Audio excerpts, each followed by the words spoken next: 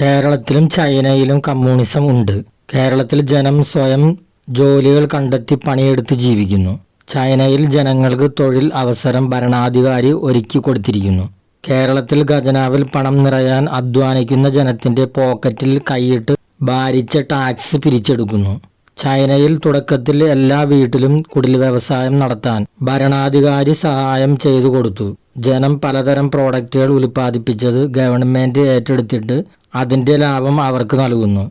ഈ പ്രോഡക്റ്റുകൾ മറ്റ് രാജ്യങ്ങളിലേക്ക് കയറ്റി അയച്ച് അവർ അവരുടെ ഖജനാവ് നിറയ്ക്കുന്നു. കേരളത്തിൽ വിലക്കയറ്റം ഉണ്ടാക്കി കച്ചവടക്കാർ പൊതുജനത്തെ ചൂഷണം ചെയ്യാൻ ഭരണം പ്രോത്സാഹിപ്പിക്കുന്നു. കച്ചവടക്കാരെ നിയന്ത്രിക്കാത്തതുകൊണ്ട് അധ്വാനിക്കുന്ന ജനത്തിന് കിട്ടുന്ന തച്ചുകാശ് നിത്യോപയോഗ സാധനം മേടിക്കാൻ തികയുന്നില്ല. ചൈന ഭരണം പണക്കാരെയും കച്ചവടക്കാരെയും കർശനമായി നിയന്ത്രിക്കുന്നു.